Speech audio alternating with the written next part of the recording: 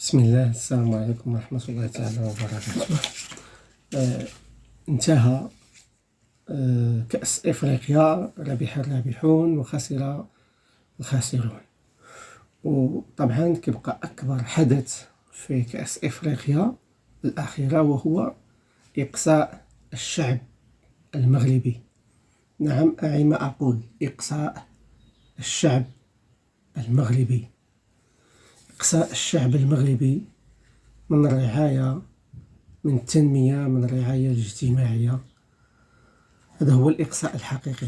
أما إقصاء المنتخب المغربي كفريق لسبب أو لغير سبب فهو مخلوف. دابا يجي كأس إفريقيا واحد آخر، يجي كأس عالم واحد آخر، والشعب المغربي العام اللي جا كيلقاه غارق أكثر من العام اللي فات. ما نقولوش أنه في المغرب كاين بعض الإنجازات في واحد المجموعة من القطاعات، وصلت لواحد المستويات كبيرة، ولكن يستفيد منها واحد الشريحة معينة من المجتمع.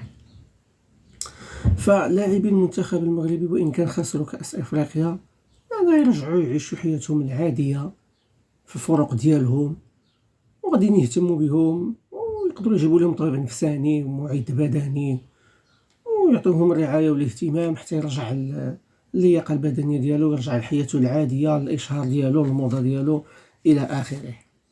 أما الشعب المغربي لا زال متأسف إلى الآن. انتهى كأس إفريقيا ومازال مساكن بعض الشعب المغربي متأسف لهذه الخسارة، خصوصا أن الجامعة الملكية المغربية دارت واحد الإنجاز كبير وضخم وراقي باش صيبات لهم الإقامة ديالهم، فين يلعبوا وفين يترينيو وفين يسكنوا.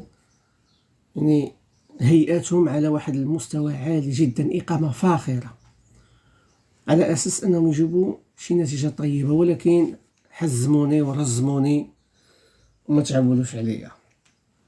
إقصاء الشعب المغربي هو أكبر إقصاء، وهو الإقصاء الحقيقي. وهذا الشيء اللي داروه مع لاعب المنتخب المغربي في الكوت ديفوار للأسف ما داروهش مع ضحايا الحوس، فبالتالي كيبقى أكبر إقصاء هو إقصاء الشعب المغربي.